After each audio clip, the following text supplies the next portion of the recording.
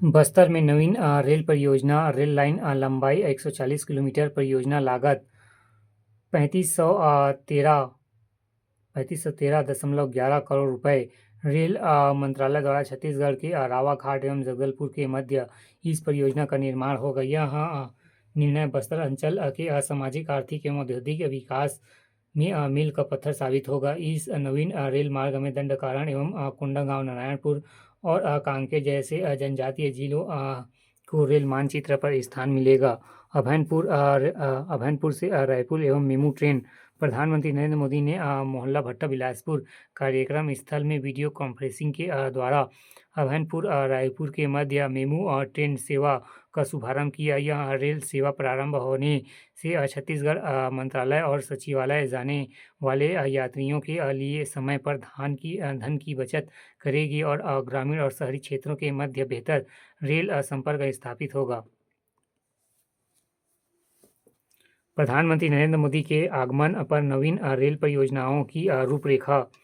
30 मार्च 2025 मोहन भट्टा बिलासपुर में प्रधानमंत्री नरेंद्र मोदी के आगमन पर आयोजित कार्यक्रम में छत्तीसगढ़ नवीनतम 7 परियोजनाओं की आधारशिला रखी गई। चार रेल परियोजनाओं को राष्ट्र को समर्पित किया गया।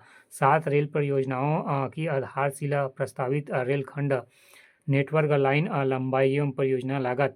खरसिया झाराडीह के मध्य 5वीं लाइन का निर्माण 6 किलोमीटर लंबी 80 करोड़ रुपए। सरग बूंदिया मरवा रानी के मध्य तीसरा एवं चौथा लाइन का निर्माण 12 किलोमीटर लंबा 168 करोड़ रुपए।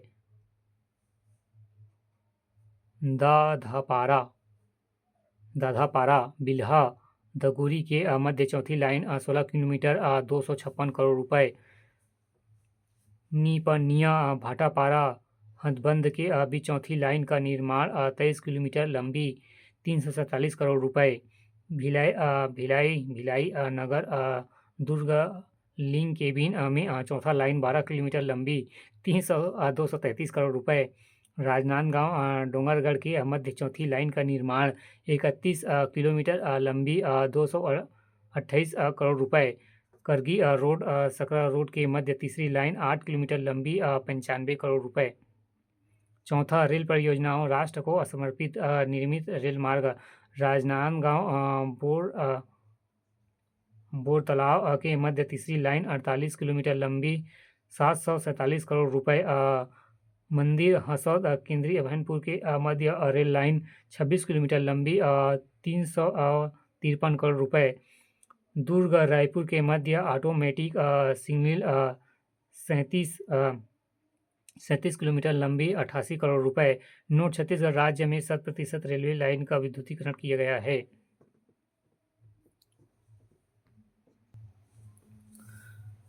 उद्यमिता व विकास। छत्तीसगढ़ नवीन औद्योगिक नीति 2024 से 30 औद्योगिक नीति क्रम 6वां प्रदेश में लागू 1 नवंबर 2024 से 31 मार्च 2030 तक।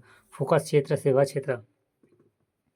दृष्टिकोण अमृतकाल छत्तीसगढ़ विजन 2047 की विजन को प्राप्त करने के लिए इस नीति में राज्य की औद्योगिक विकास के नए आयाम स्थापित करने के उद्देश्य से प्रावधानों की रूपरेखा दी गई है। इस उद्देश्यों को ध्यान में रखते हुए औद्योगिक निवेश प्रोत्साहन के लिए प्रावधान, औद्योगिक विकास नीति 2024 से 30 के उद्देश्यों को प्राप्त करने के लिए सूक्ष्म, लघु एवं मध्य उद्यमी की परिभाषाओं के संबंध में भारत सरकार द्वारा 2020 में MSME अधिनियम 2006 में किए गए संशोधनों को अपनाया गया।